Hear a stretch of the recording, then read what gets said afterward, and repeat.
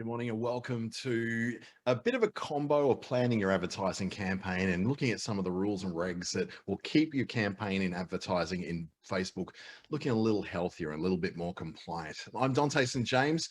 Let's get this screen shared and get underway. So just so you know too, the those of you who are live right now on Zoom, you'll have the access to the chat window and the Q&A window. But if you are watching this later on through YouTube, you'll need to put your comments down below. And if you are watching on YouTube, please do us a great big favor. Hit the subscribe button and the bell notification so you'll know exactly when the new material from this particular program comes through, or from myself, depending on what channel you're watching it on. That said, if you do drop out during halfway of this, you can watch it later on YouTube. I'll be loading it up in the next couple of hours at my own Dante St James channel. You get the spelling of that in the next slide in a second, or through Business Station. You can just look for either of those on YouTube and you'll be able to watch it a little bit later on. Without further ado, let's get this screen shared and get this train on the track. So, first of all, today is this first half, I suppose, is all about the planning, all the planning you need to do to make sure that the advertising campaign is actually going to work the way you want it to work. So what we want to do is basically let you know that you can do the things you need to do, but it takes a little bit of planning to make sure you get it right. Because the last thing you want is an ineffective ad campaign that doesn't reach anyone and doesn't fulfill on the goals that you want it to. First of all, myself, I'm Dante St James. I'm a lead trainer for Facebook Blueprint, which is the global training program for Facebook. But I'm also a lead trainer with the Community Boost program here in Australia and New Zealand. So I've got a lot of that. But I'm also an advisor on the ASBAS Digital Solutions Program, at least until the end of July. The whole new digital solutions program opening up in August. So hopefully we'll have a little bit more of that coming as well. I'm located in Darwin this morning. I'm hitting the road. Well, we'll put it this way. I'm supposed to be going to northern New South Wales on Monday. We'll see how that goes. I'll get as far as Brisbane, I'm sure, but that's about as far as I'm expecting to get. So let's see how that goes. Now, if time permits, we'll also try and add in some questions at the end of it as well. But please, as you need questions answered along the way, do pop them in the chat window and the Q&A so I can get to those when we can. This is brought to you by Business Station and the Australian Small Business Advisory Services Digital Solutions Program in conjunction with Regional Development Australia in Brisbane and Treaty Business Consulting out of Darwin in the Northern Territory. So today what we're going to cover is a few things. First of all, we're going to look at defining what your business goal is as it relates to what you want to advertise on Facebook and Instagram. Secondly, we'll look at how to align that customer journey with your business goal. So what do you want to achieve? Well, how do we mesh that with where your customers are going and understanding what's motivating them and where they're at when it comes to hopefully being a customer of yours? And thirdly, we'll look at selecting the ad objective that's right for you in the ads manager based on your business goal. So we are stepping up a little bit from the boosting. We're going into the Facebook ads manager. So if you've never been there before, hopefully this will be a bit of value to you so you understand what it is we're looking at. Now, when you advertise on Facebook, we know that you can reach people beyond your current customers and create new customer relationships, because basically the people who already follow you, if they're seeing your stuff already, they already love you. They're probably going to come back to you again, or they may not be seeing what you're doing. So as we probably tried before, you can boost a post that gets out to more people who are following you. So you can sort of guarantee that more people are going to see what you're posting. But in the ads manager, this gives you the power to reach well beyond just the people who follow you and the people who are most likely to see your stuff already. Now, you might already have a presence on Facebook and Instagram, but you want to grow and reach new people that haven't actually engaged with your business before. That's the whole point of advertising, isn't it? To get to people who are new customers. So you can create ads to increase brand awareness and to create a bit of excitement, I guess, around your brand, and to get those customers to purchase whatever your services are or whatever your products are. Now, Ads Manager is where you're going to start when you're ready to run ads on the Facebook, Instagram, Messenger part, or the audience network. And it's a pretty full-on tool. If you've never seen it before, it can feel a little bit intimidating, but hopefully this will guide you through it. It does have a bit of a self-guided aspect to it that allows you to use sort of a wizard to go from step 1 to step 2. But probably stick with me in this one, because I think you're going to probably find a bit of an easier way through it. And at least if you get lost, you'll understand where you're at, so you know how to backtrack and get back to where you need to. So this tool, the Ads Manager, helps you to create ads, obviously, manage the ads you're already running, and manage where they're going to run and when they're going to run. So what the budget is, and also it provides measurement tools that allow you to see how well your campaigns are performing. So at a glance, you can say, yeah, this one's not working so well, but this one over here is going gangbusters, and you can do that comparison right there on the Ads Manager screen. So the way to access Ads Manager is through facebook.com/ads manager. Now, if you've done anything in Facebook as far as having a page or anything like that, this is where you do that. Now, if you've never advertised before, you've never paid for any posts on Facebook, it's okay. It will prompt you at some point to set up your ads account. So as you're doing that, just do it from Ads Manager, facebook.com/ads manager, and it'll be able to do that for you. You can also manage your ads on a mobile too, with the Ads Manager app for iOS and for Android as well. So the Ads Manager app, if you just look up Facebook ads on either the App Store or the Android or the Google Play Store, you'll be able to find that. And allows you to check on your campaign on the run pretty much. You can still access most of the functionality. You can create netted ads. You can still track performance and manage ad budgets and schedules, but it doesn't quite have all the little tools that you might want to have when you're working on a desktop. These days, even though we work so much on mobiles, the desktop is still the place where it's best to run these more complex things that you might be able to want to be able to read the small print, and you want to be able to see all the options on a nice big screen. I know I've got a screen here, and a screen right down the barrel, and it's so nice to be able to see all those things. I can see what the conversations are that are happening over here. I can see the big presentation over here, and then I can engage with you right down here. So it's nice to have those options. Now, Ads Manager is where you're going to start when you're ready to run your ads. So if you want to look at tracking any of that sort of stuff, this is where you're going to do it. And this is just a screenshot here of the Facebook Ads Manager app. So go and grab that if you haven't got it already, because it's a good way for you to check, maybe you're on holidays or you're somewhere else, you're away from home, or like me, working on the road, you may not have your laptop with you. Then you can check really easily where things are at and make some adjustments and tweaks just in case things aren't performing as well as you'd like them to. So what makes Ads Manager a useful tool for you to work on this? Well, you can create and manage multiple ads at once. And this is the big difference between boosting and the Ads Manager. Boosting, you've got kind of one thing at a time. In the Ads Manager, you've got a list of all your things, including the things you've been boosting. So that's really encouraging, because then it allows you to go and go, oh, okay, I can see what's going on here. I've been working with this particular thing. So you can create and manage all those things at once. You can edit settings like your audience or your budget or your placements. So where on the Facebook family of apps you want to place your ads, and you can create duplicates of your ads as well. So that allows you to, in this one place, be able to manage all this stuff. You can also track the data and evaluate how your ads are going. And it allows you to view up-to-date data on the performance, and then also schedule reports. Now, probably you and I probably aren't quite sophisticated enough that we're started scheduling reports yet, but it's really damn good to be able to see where those ads are going and whether they're actually working for us. But before you do all of that, what we want to do excuse me, is to help you to define your business goal. If you don't know what goal you're going in there with, if you don't know what the outcome is you want to get when you're working with this, then you're probably going a little bit blind. You're not really moving in a way that has any sort of planning or any sort of strategy behind it. And in the simplest way possible, your business goal is the reason you want to run this ad. So let's say, for instance, you want to increase awareness of a new service that you're offering, or you want customers to contact you through Facebook Messenger, or maybe you just want to increase sales. No matter what type of business you run, you'll have a pretty good idea of what you would like to achieve with the advertising you're about to do. So make sure you take a little bit of time to think about what that goal is. Now, why is it important to establish a clear goal? Well, that's because all the decisions you're going to make from this point forward are going to be colored by the outcome you want to get. So when you go through the audience picking, when you go through the kind of ad you're going to put on there, when you go through the kind of retargeting, if that's something you want to do as well, it's all colored by what the outcome is you want to achieve. So when you define your goals at the start of your ad campaign, you're going to focus on what's important to your business. So that's is it sales right now? Am I earlier in the stage where sales aren't really the metric I need? Maybe I need some awareness that I actually exist.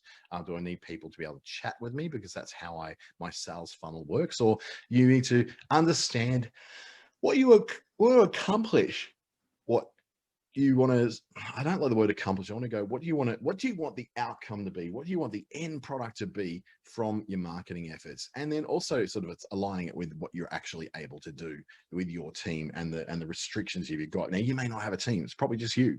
And you're sitting there going, well, I wish I had a team. But these kind of goals help you to understand what you're capable of doing with your team, what you realistically can expect to achieve, and really tie it back to what you want to achieve. Is it more sales? Is it more engagement? Is it more buzz around what your brand is and what you do?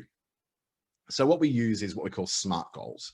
And SMART simply stands for specific, measurable, achievable, relevant, and timely. So if your goal considers each one of these individual factors, you'll be able to pull out what the specific objective is. And those objectives are going to become really, really obvious in a second. If you've ever been the ads manager, you're going to recognize them straight away.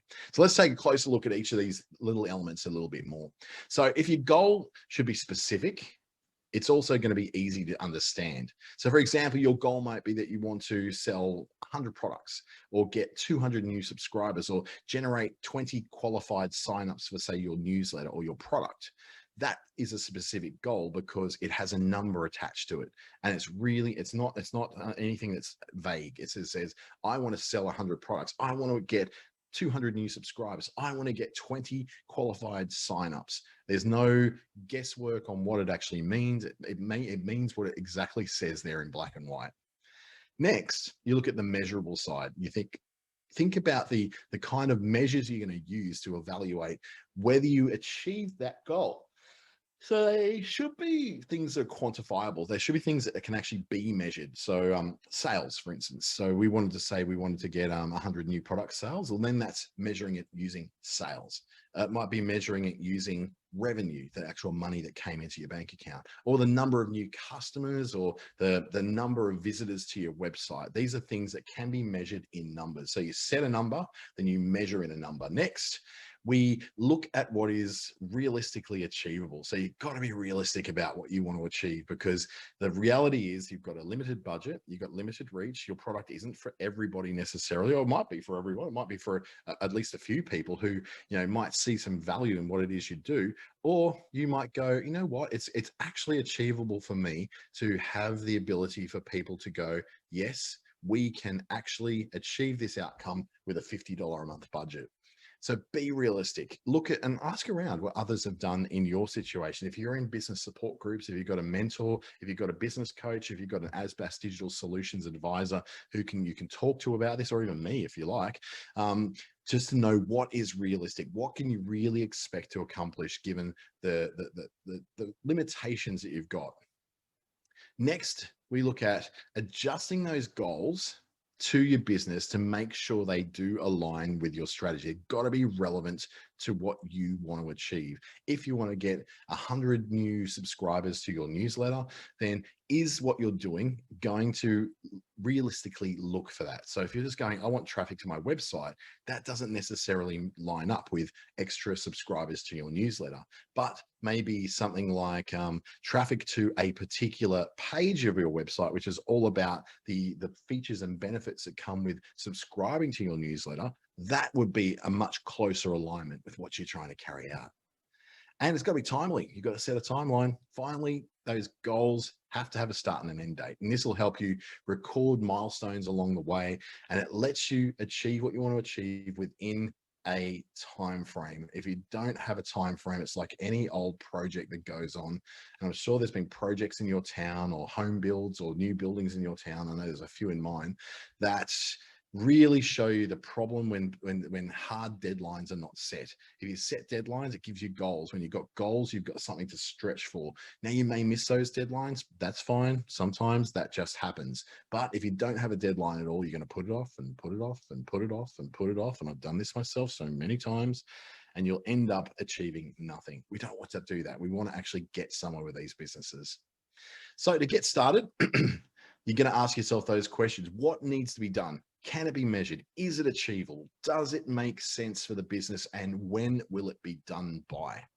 So that's a good, I guess, a great metaphor for business. The same thing, doesn't matter what you're doing, you'd look at that. Now, what we're going to do is look at a few examples of the kinds of goals from three fictional small businesses that were put together. And it puts it into context, I think. A little restaurant called Little Lemon, they have a goal to increase the number of food delivery orders on weekdays to 50 per night during the month of, say, December, as an example.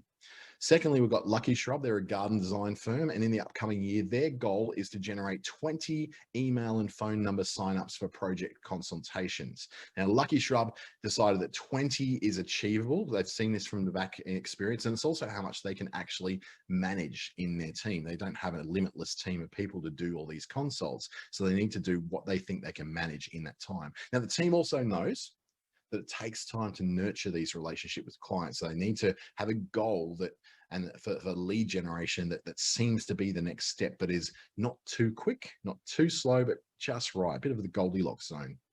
Now, the online jewelry business, Mangata and Gallo, have just started operations. They want people to learn about the business and think of them when they have a special occasion coming up. So for them, by November, the goal might be to increase the number of website visitors to, say, $5,000 people a month. Now, for them, that may seem like a really good number because that generates a certain amount of sales in the end for them. So they've done their research. They decided that 5,000 a month of website visitors is something that's going to produce the kind of sales that they're looking for. So if you're inspired and ready to define your business goal for your business, here's a bit of a template that'll actually help you to do that. So you can take a screenshot of this or take a photo of this. It's really good. I can't actually pass on these screenshots because they're not mine. They belong to Facebook. So I'm not allowed to actually pass them on just willy-nilly, but you can take any sort of screenshot of this and it'll be fine for you. So inspired, let's get ready to put together that. The boxes on the left are a helpful checklist that helps you to ensure that your goal is specific, measurable, achievable, relevant, timely, all the SMART goals, right? And the box at the bottom gives you some thought starters to help you define that goal. So once you're ready, write your goal in the empty box. So whatever your goal might be, you can jot it down on a piece of paper, or if you're using this template later on, just use this template and just sort of jot it down. You can reproduce this in a piece of paper or even on a Microsoft Word document if you like. So is your goal specific? You tick that off. Is it measurable? Yep, tick that off as well. Achievable? Yeah, I think I can achieve this. Is it relevant to what I'm wanting to achieve? Yes, it is. Is it timely? Is it going to be delivered in a certain deadline? Yes, it is. Great. It ticks all those boxes. Now, if there's one of those boxes that it does not tick, really consider whether this is a well thought out activity you want to do. Then ask yourself, what is your business goal? What are you trying to accomplish with advertising? And what will success look like? What's the outcome that says to you, yep, I got the thing I was after? If you're aiming for 5,000 website visitors and you get 4,500, is that still successful? You might go, well, yeah, it's more than I was getting before, the 150 people I was getting before. Well, then you go, yes, that is successful. Even if it didn't reach the ultimate goal I was looking for, it was still excuse me, a massive upswing, a massive upswing of customers coming through. So now that we've defined that business goal, you know what it is you want to achieve, let's think about the customer journey to get to there and how to align it with the business goal. Now, the customer goes through stages. They this kind of is kind of referring to the steps and the experiences that people go to before they arrive at your store or your website and decide to buy something. Talking too much in a very dry environment, not great for the throat. So before they make that purchase on your e-commerce site or before they book you in for a consultation, for instance. So your customer journey and your marketing journey kind of need to match up. So your marketing and your advertising is going to help move your customers through those different steps. And it's often referred to as a sales funnel or a marketing funnel, that kind of thing. You've probably heard of this term before. Now, the term funnel is used because the number of prospective customers at the top is a lot more than the actual customers that drop out at the bottom. So the funnel just gets narrower as they move down through that. Some people drop out, some people drop through. So the term funnel, very, very appropriate for that. So while you might show your ads to a group of people, they won't all become your customers. So it doesn't mean that just because you've got 1 million people seeing it, that 1 million people are going to become customers. Because as you go down the funnel, it gets less and less as people, decide whether this is something for them. They see something else that might be more suitable. They see a price that they're not happy with. They might drop off. But then there's always some who drop through. So here's the customer journey illustrated as a funnel, starting off with a area called awareness. So this is when the customer first learns about whatever your business or product is. So they've never heard of you before. They've never really considered it might be for them. They've just become aware of it now because they've seen an ad. Now this works not just for Facebook. This works on TV. It works on radio. It works on print, wherever you happen to be doing some advertising or marketing. Next, after the awareness comes what we call the consideration level. And that's when the customer becomes interested in your business or product. So they had just heard of it. They might have just sort of felt that it was there, but what they didn't do is consider that this might be for them. So this next step is where they become not just aware, but they become interested in finding out more. And finally, where you want your customers to eventually get to is the conversion stage, where they have made that decision to buy your product or your service. Or if your outcome is simply getting into filling a form and book an appointment with you, that would be your version of conversion if you're not selling a physical product. So different marketing messages are going to be more effective at different stages of this journey. So your marketing efforts should focus on moving potential customers down that funnel. So you start from awareness, you move through to consideration, and finally they get through to conversion. When you understand the typical journey your target audience is taking before they make a purchase, you're much better able to understand when and how you're going to reach them. So here's another template you can use. Take a screenshot, take a photo, whatever you need to do to get this one. Think about the different marketing messages at each stage. Now, when a customer's most receptive is something you'll ask in the awareness stage, right? When a customer's most receptive, when will they become aware of your products and services? How can you make customers aware of your company and the things that you do? So you're asking then, how do you then make them aware? Do you do that through advertising? What is the particular creative stuff you put forward? What are the words you use? All those considerations you'll have of how to make someone aware that you exist. As you move to consideration, your customers are much more ready to learn about your products and services. So when will they be more ready to learn? What have we got to take them through to get them to that point? And how will they discover information about your products and services when they want to learn more about them? So you go, okay, if I might have a bit of information on my Facebook page, I might have a little bit of information in the captions of my video. I might have an IGTV video on Instagram that explains things more. Or is it more likely that you have a web page where you have that information that you send them off to? So that's when you go, how do I help this person who is interested, or somehow they've had their interest piqued in some way? How do I help them to get to the next stage, which of course is conversion?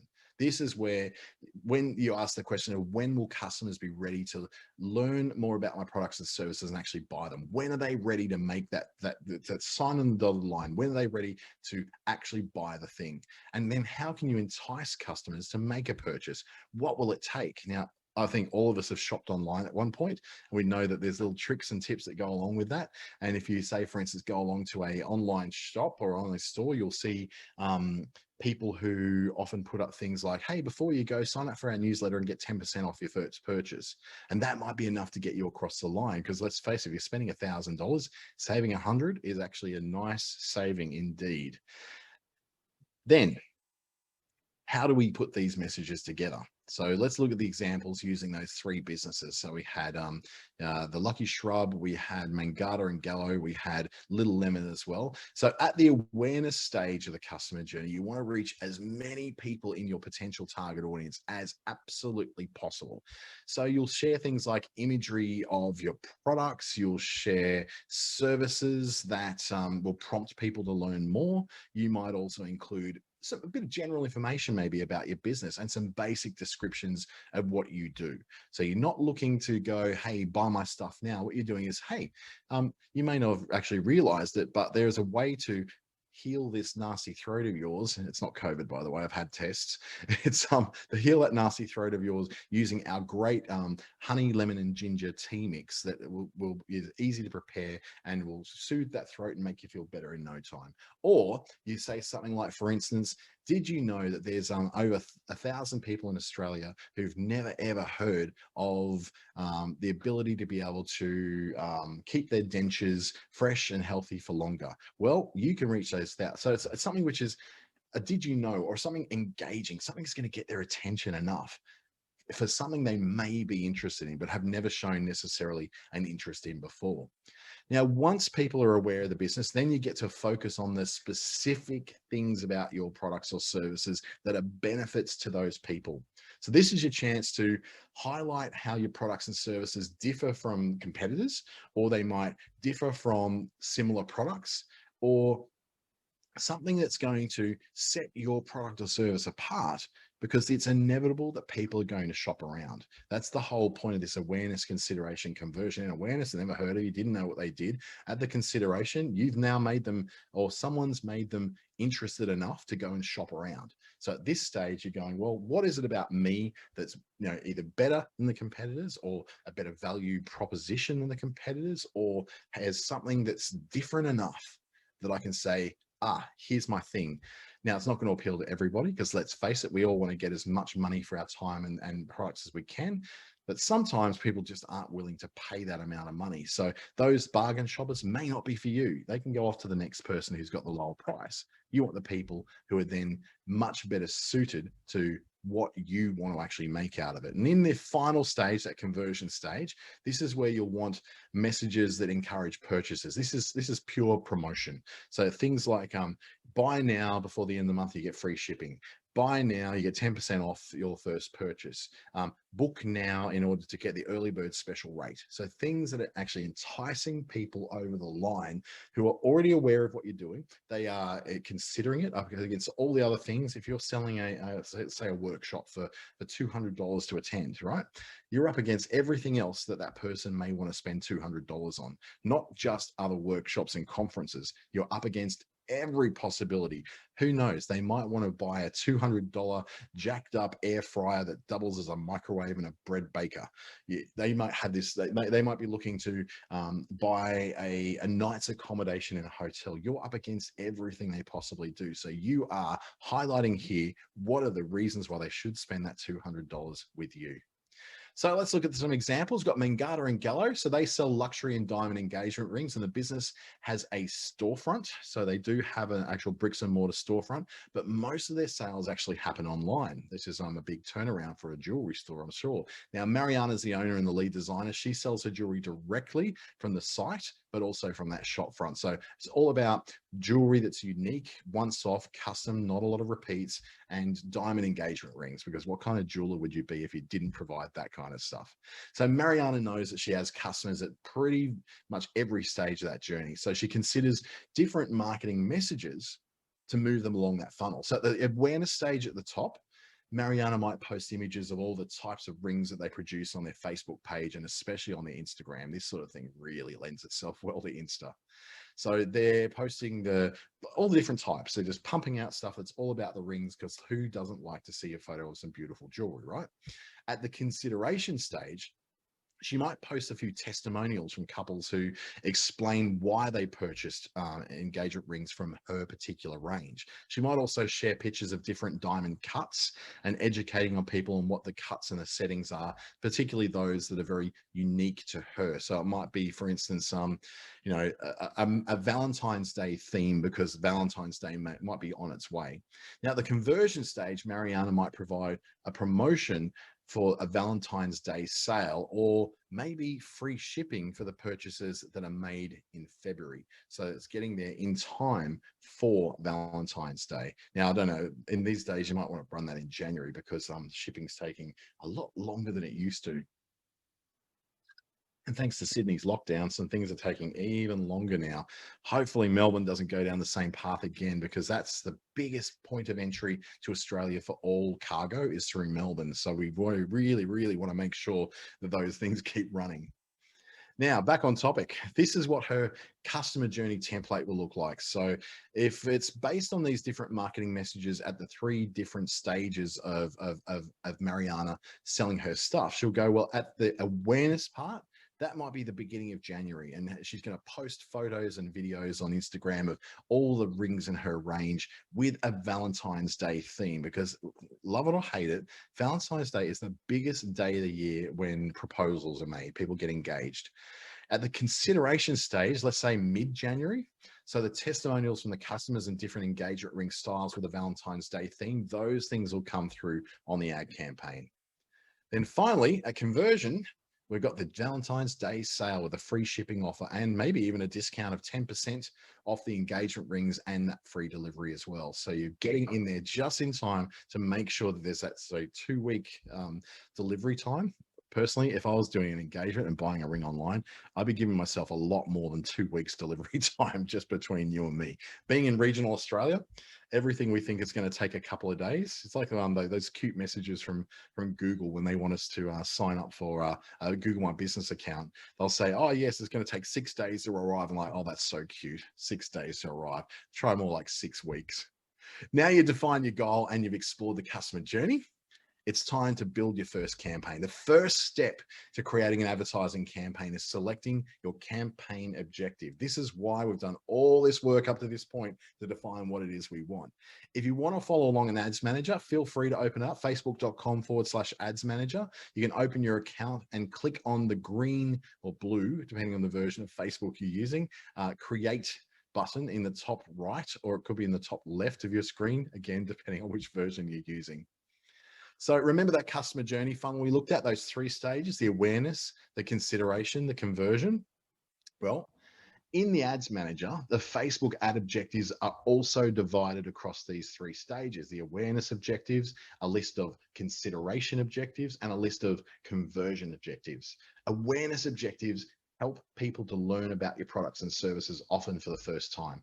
Consideration objectives, they get people to consider and seek info about your products and services. It could be like a little bit of education about where it comes from or the benefits and features that come with it. And finally, the conversion stage, it encourages people to actually make that purchase or to use your product or to book your service or your first consultation or something like that. So ultimately, you want to move your potential customers through that funnel from the awareness to the consideration and finally to the conversion, right? So the first step to build an ads on Ads Manager is to select that objective. Your objective should be based on what your goals are for your business. So let's take a closer look at objectives. So we need to review what we've learned to understand this. We've identified your goal, aligned it to the customer journey, which will identify all those actions you want to take. And now we need to decide which one of those objectives we're going to select.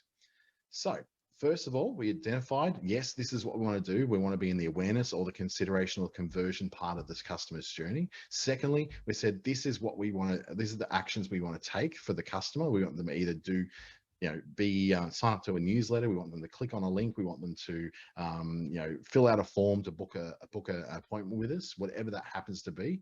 Now we get to select which one of the objectives in there that we want to do. So let's start with awareness. At the awareness stage, you may have, let's just say, look, these awareness stage, we've got a bunch of business goals that match with an ad objective from Ads Manager.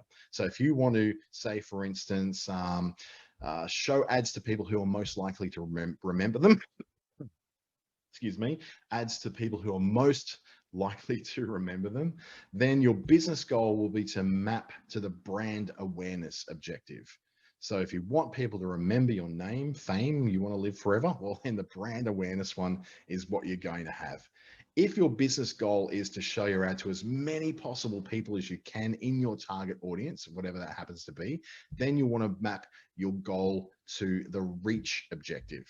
So it's a very different one. Brand awareness and reach, very different. One goes out to as many people as you possibly can. The other one goes to people who are very much geared towards remembering brands and being a little bit more brand loyal than others. So an example of one of those awareness objectives, let's play with reach, for example, helps you maximize the number of people you want to reach with the ads. So this little lemon one, They want to showcase that they are the go-to destination for a delicious Mediterranean brunch. So they're doing the things that matter. They are looking to reach out to as many people in their area who are likely to come and, or at least consider, or at least be inspired to come and eat this food. It looks incredible. That looks like a massively awesome breakfast. We should get one like that nearby to me. Consideration then increases consideration of your business. So if your business goal is to collect information from people who are interested in your products or services, such as things like signups for newsletters, your goal is going to be what is called the lead generation objective. But if your business goal is to, say, communicate with your potential or even current customers to encourage a bit more interest in your business, then your goal is going to be sending people from Facebook to a URL or messages. So you want them to message you, to chat more about that. But if your goal is to send people from Facebook to a website, so I've kind of got ahead of myself there, such as like a landing page or the sign up page on your website, then the goal is going to be traffic. So just going over that again, if you want to collect the details about people to get back to them or get them into a newsletter or something like that, lead generation is the objective you want. If you want people to, to ask more questions about what you're doing, leading them to Facebook Messenger is the best one for you, because you can answer that straight away, even on your mobile phone. But if you want to send people off to an external page, say on your website or a landing page or something like that, or a squeeze page that you're using in something like Constant Contact or Active Campaign or MailChimp or wherever you want to send them, then website traffic is the objective you're going to want to use. So when we get to consideration, let's use these examples, right? If you want to get more people to engage with your page, you want more people to like, share, and comment the stuff that you're producing, your goal is going to be matching to the engagement objective, because that's all engagement is: like, share, comment, all that stuff. Now, if your business goal is to encourage people to download an app, if you've got one, then your app installs objective is the one you're going to choose. But if your business goal is finally to share videos of your business, and you really want people to watch those because you know that if they watch those videos, they cannot help but be more interested in what you're selling, then video views objective is the one you're going to want to have. So example, the engagement objective might be an ad that gets you more page likes, or event responses. People are going to signing up to say, yes, I'm going to come to that event, or post reactions, like likes, the little hearts, or the, hopefully not the angry ones, but the likes and the hearts and those ones. Or they might generate comments. You want those comments or shares. Like with this example from Wind and Wool, they're an online retailer that hopes their customers will sign up for their newsletters and blog posts. So what they're looking for is for people to react more, so it'll draw more people in to be able to sign up for their newsletters and their blog posts. So as we get to that conversion stage of the funnel, let's take a bit of a look at the type of the business goals that will match with the conversion objectives. Now, if your business goal is to encourage people to take a very specific action on your website, such as maybe adding an item to the cart or going through to the purchase at the end of your shopping journey on your website, or then your business's goal is to encourage them to take that specific action, it's going to be a conversions objective, because that's ultimately what you want them to do, is to complete that payment at the end, or at least add it to cart.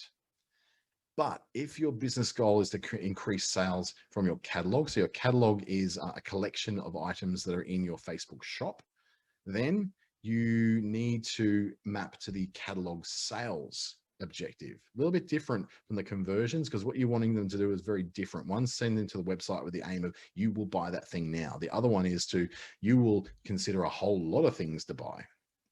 And then finally, if your goal is to encourage people to visit your bricks and mortar store, so if you've got a shop front, a cafe, any of those sort of things, when they're nearby to you, your goal needs to map through to the store traffic. So what this does is really one that says, okay, I can tell where people are. They're within a kilometer of your particular store. Let's encourage them to go in. Particularly effective if you're advertising to areas that have large shopping centres in them. So let's say, for instance, it's maybe Garden City in Perth, or Innaloo in Perth, where there's large shopping centres around there, and where pretty much anyone within a kilometre of that is a potential person to sell.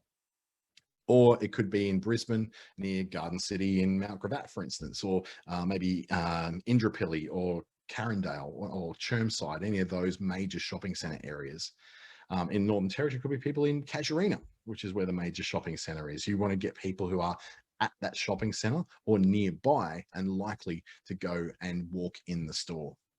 So an example of a conversion objective is if your business wants to get more customers to purchase your products or services. Now, I mean, look at these beautiful necklaces. They're absolutely gorgeous. They're beautiful designs from Mangata and Gallo. Who wouldn't want to purchase these? Of course, then they make sure the creative looks amazing so that they've got something that really, really stands out. And you can say, I can see that on me. I want one of those. So the conversions, when people click on the ads, it sends them to your website to complete that purchase. These are people who are already well and truly aware of who you are. They don't need to be educated on that. They are just in that buying state of mind. So what are the other two steps? You identify your ad campaign objective, you define who, when, and where you want your target to see your ads, and then you go and create the ad, right? So let's walk through how to do step one in Ads Manager. So we're going to build a campaign alongside our friends at L'Allure. But first, welcome to Ads Manager, this very inspiring looking gray thing. Now, what they do that's very easy in here is they make the bright colored thing the thing that you're going to do first. So when you log into Ads Manager, there's lots of different tabs, lots of different icons. You can flip through all the different campaigns if you've got some there. In this case, we don't. Then you can click through the campaigns. That will show you all the campaigns that are already there. The ad sets are all the audiences and the the bit more information about what you've done as far as selecting places for your ads to go. And then the ads are the actual creative themselves, the actual ads that you've built with the graphic or the video and the words, all that sort of stuff. This screen helps you. This Insights button on the left is actually the screen that's going to help you to see how your ads are performing. So it's called Insights. And then over on the right, there's a graph there, which is further insights as well. So L'Allure is our example. They're a beauty products company based in Atlanta. So we're looking at American shops. Sorry about that. They specialize in silicon-free, paraben-free, and plant-based products. So they're very, very vegan. Their line of hair care and beauty products features a whole bunch of very, very natural ingredients, such as shea butter, mango butter, turmeric, and African black soap. Now, they sell products directly on their website and also through boutique hair salons that take their products. Think of this as something being very similar to Redken or Weller or any of those brands you can't just buy in supermarkets. You have to go to salon only to get them. Now, Awa, who's the owner and the founder of L'Allure, recently expanded her product line to feature 5 brand new scents, so smells, for her hair care products, as well as a new skincare product and hair accessories. She predicts that her customers will want to find the right product for them and learn more about the new range of products. So she hopes to receive more messages from her customers. So if that's the case, then she logs into her Ads Manager account, clicks on that green Create button. That's the one bright thing that's on that screen, is that Create button, because she wants to receive more messages about her new products from her customers. She selects then Messages as her ad objective. So see how you got the awareness, consideration, conversion in those columns, and they're all those ones we just talked about. That's where it is. So under messages, that's what she's going to select as what she wants to get. And just like that, she's accomplished the first step in the campaign. And then it takes away through the process of selecting a target audience and then finally creating ads themselves, which is, I think, a thing we'll look at another day because we've only got limited time today. So the key takeaways from this part of it is that you are going to establish measurable goals to focus your marketing strategy on the things you want to achieve. Understand how the customer journey works. That way you'll know when and how to best reach those really good, high quality potential customers you want. Finally, choose the ad objective in Ads Manager that aligns with your business goals and helps to create the campaign that you want to run.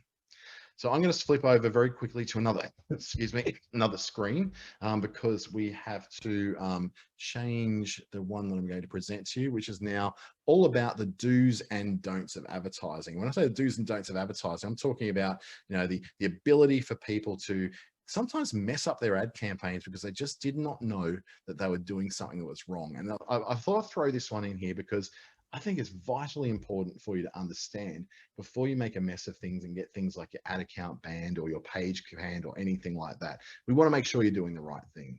So hopefully you can see that on your screen. Looks like it's up there. So what we're going to do very quickly in this is look at what the Facebook ad policies are and how ads get reviewed. We're going to look at how to measure success that matches to what you wanted to achieve and the strategies to optimize your advertising campaign to work better for you. So at Facebook, they're pretty much committed to making the products and the platforms a safe and very reliable place to do business, which is why they have strict policies. Now, it may seem silly and arbitrary to some people, but those policies are there for a very important reason, as to protect the users of Facebook from being ripped off, but also protect you from being ripped off. Now, the content on Facebook, whether it's an ad or whether it's content that's on your feed, it absolutely has to adhere to the community standards, which outlines what is and what is not allowed on Facebook. So for ads, there's an additional set of rules that helps make sure that it's a safe and positive experience for people who are using the platforms. This is what the ads policies are, and this is how the ad process works. The ads review system uses automated and in some cases a manual review by a person. Now, to check the ads against those Facebook advertising policies. So a bot will do most of the work, and then if it needs to be looked at further, it's been flagged, it gets reviewed by a human. This system reviews your ads images, it reviews the video and video content, the video's thumbnail that comes up, little image, the text of your ads, the targeting of your ads, and the general positioning of your ads. So in addition, your ads landing page as well. So it's going to not just look at the ad, it's going to look at where your ad's going to. So that's a very important thing. So you might think, oh, I can get away with saying whatever I want about the health benefits of my particular protein powder over on my landing page, but I'll avoid getting in trouble by not mentioning these health benefits over on the ad. If your landing page also has those health benefits and they haven't been accepted widely by the medical or health industries, and they're just saying, I felt great for this because it's got all this great ingredient in it, then you may get blocked from having that ad. You've got to be really careful when you're making health claims and things like before and afters. If you're someone's working in weight loss, for instance, Facebook is not going to allow you to have ads that have before and after shots, because we know, because of Photoshop, we know because of Kylie Jenner and Kim Kardashian, you cannot believe everything you see.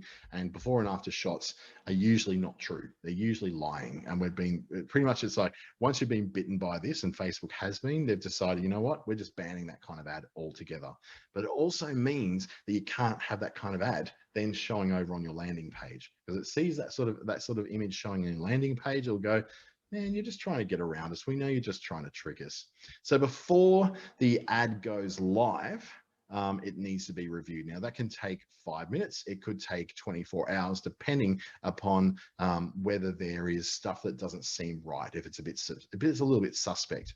So now there's also a review that happens after you go live as well. Now, it doesn't happen to everybody, but it will happen if people hide, block, or provide some kind of negative feedback about that ad. So let's say you put an ad out there and 50 people have all like either blocked the ad, removed it and said they hate it, or they've reported that ad for being misleading, then your ad's going to be taken down and re-reviewed. So additionally, if you make changes midway through the flight campaign of your ads, then you might change the targeting, who it's targeted to, what the creative is, the video or the image. You might change the optimization from being optimized for link clicks rather than landing page views, or you change your billing settings to a different credit card. That will trigger a new ad review as well. So just bear that in mind. Once you've got things going, if you make those changes to your ad campaign, it will trigger a re-review of your ad. Now, to ensure your ads pass this ads review process, remember these 3 tips. And these are the best 3 tips you're going to get out of me today. Make sure your ad clearly specifies what the product is or what the service is that you offer. Really important. It needs to be clear, because if it's not, it's too vague. It could be advertising anything. It could be misleading. The ad creative should have appropriate images without too many text overlays, and referencing Facebook that is aligned with their brand guidelines. So for instance, if you are doing a workshop about Facebook ads, then you can't then just go and use Facebook's logo and all that all over it, claim, because then it could be misleading. People might think that's actually being done on behalf of Facebook. A little bit different if it means I work for them. So I get the t-shirt and I can actually say, yeah, I'm actually doing this on behalf of Facebook. But at the same time, I can't advertise this in this t-shirt or put my logo, my Facebook logos all over everything, because the ad platform just assumes, because I'm not doing this from a Facebook account, I'm doing it from my own, that therefore I'm trying to somehow pretend that I'm from Facebook. It's a challenge, trust me, but I get around it eventually. And then thirdly, we want to ensure your landing page works. but it reflects the ad accurately, and the link works in all the regions that you're advertising to. If you're advertising to Australia, New Zealand, Indonesia, Timor-Leste, and Papua New Guinea, then you've got to make sure that your landing page also shows to all those people. If you've got things like Cloudflare running your landing pages, so it's blocking certain traffic, and you have Cloudflare saying, I only want people seeing this website if they're from Australia, but yet you're advertising to people outside Australia, you're going to get pinged for that, because they'll say, well, you're advertising this to people in Timor-Leste or in East Timor, and they can't see the landing page. So therefore, we've got a problem. It's a mismatch. So let's explore each of these in a bit of detail, right? The first tip is to make sure your ad clearly specifies the product or services you're offering, right? The ad on the left shows a beauty image from Hair Day advertising their hair dye kits. It very, very clearly shows people exactly what the advertiser is offering, hair dye, right? However, in the ad on the right, the ad image selected is vague and does not showcase the product offered. Additionally, the ad text doesn't really match the image. It's saying color kits are here, choose from our 30 colors, but then you're showing a photo of a person who looks like out the front of maybe a gift or a produce shop or something. There's a mismatch there. So Facebook will ping that and say, nope, you're being rejected, try again. The second tip is to make sure your ad creative shows appropriate images without those stupid text overlays, and references Facebook in some sort of way that's aligned with their brand guidelines. So in this case, these two ads from Feraldis, which is selling handbags.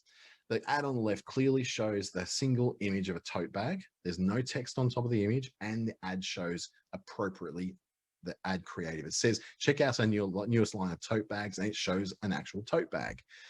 The ad on the right, though, shows a very similar ad, but they've put these lots of text overlays that are kind of not quite fully readable, and it's just saying stuff that doesn't really seem. Look, you even look at that and it looks dodgy, right? If you were to see that, you go, I'm not clicking on that. It seems like it's like something you'd see on Wish. It's not going to be a very good bag. It's probably going to last about two outings and break.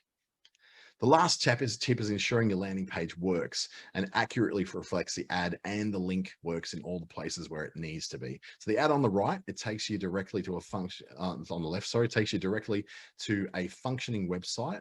That is, so they click on the shop now, it goes to the website, and it actually opens up a shop. But on the right, it takes you a landing page that doesn't work. So that's a bit wrong, really. That's what you want to try and avoid. That sort of thing won't be approved by Facebook. Now, if your ad's not approved, you can visit facebook.com/account quality to learn about any of the policy violations you may get. Now, if you do get those policy violations, they might be somehow a little bit vaguely worded that you don't really understand what they're saying, but that's okay. If you feel it was a mistake or your ad wasn't approved, you can request another review.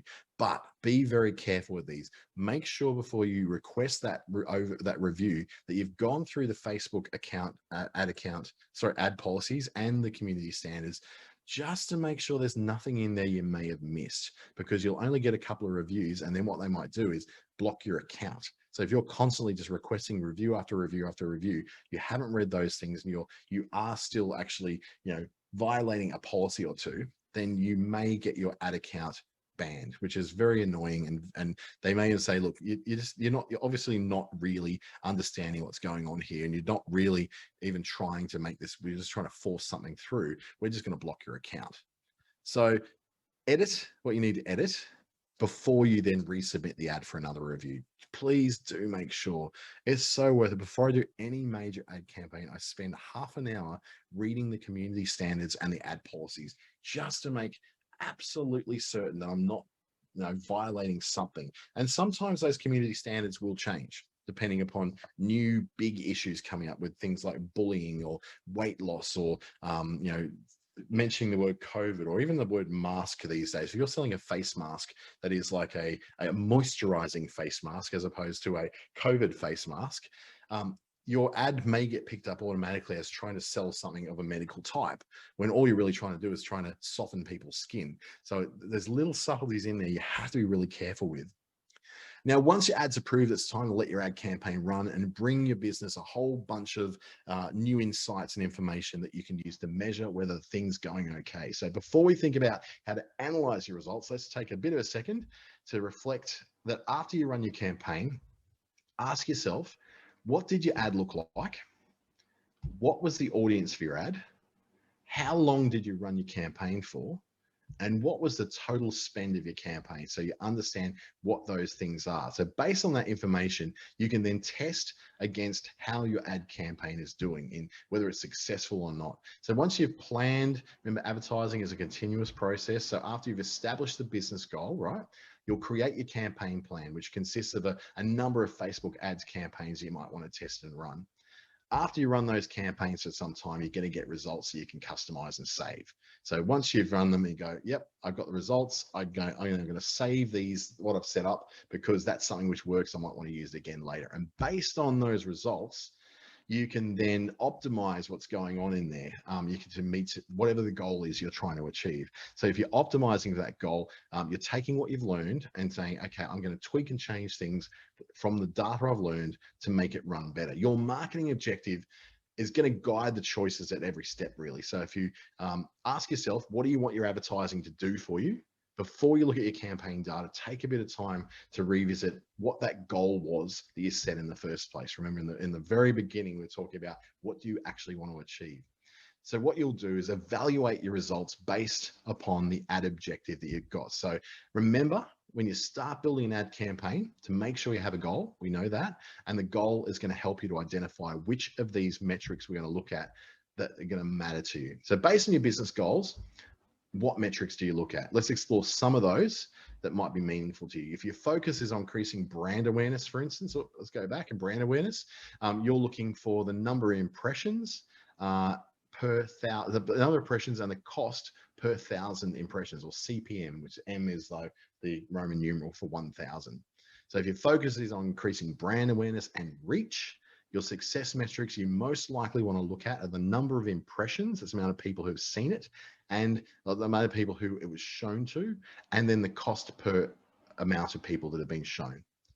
But if you're focused on increasing engagement, your success metrics are going to be more likely to be the number of people who have responded to your event, how many page likes you got, and the number of clicks from the ad, in addition to the cost of that click and the overall click-through rate. So those are the metrics you're looking for. Lastly, if your business goal is conversion and you're focused on all those actions taken, you're most likely looking at the number of sales and customers that walk into your store and how much that costs you to get there. So what do you do with all that? You tailor your campaign to your audience. Now, how you do that, you might want to adjust your target audience to ensure your ads succeed, but maybe you selected an audience group that was a little bit too narrow and reached far too few people. Or maybe you selected too many people who aren't your ideal customers, so you need to narrow that scope. In any case, adjust your target audience to ensure that you reach the most relevant customers for your business. Remember, it's important to focus on the people who are most likely to become your customers. Now, I don't know who that is for you. Only you will know that, because they're the people that you serve every day. They're the people who you know will love the things you want to do. Optimizing your ads creative then is going to be a major part to play on that, because there's just some photos that just don't appeal to certain people, and then some that really, really do. So you can try different ads, excuse me, to learn if something might work differently than you expected. For example, test different ad formats. You might move from the Facebook feed or the Instagram feed to Instagram stories. So play with that a bit more to see where people are at when they're willing to receive that message you're putting out there. Test multiple ads against each other. Have one campaign, but run 2 different ads in there. That's actually positive. It's a really positive way of testing what people do. Something as simple as me changing the background of an ad from purple to blue could have resulted in a 20% drop. Or if I changed it from purple to pink, may have resulted in a 50% rise in the number of people who would see that ad and then want to engage with it. Little things like that make all the difference. So run those tests, see what works better, and then give it a good week at least to see what's working. Now, once you've got all that done, you want to use the ads reporting to be able to read what's working. So the best practices for that are, in the ads manager, you'll see all the campaigns, your ad sets and your ads, right? You'll see a summary of how your campaigns are performing. It's broken down by campaign, so where you can see which campaigns are active, which is here. The bid strategy, which is this bit.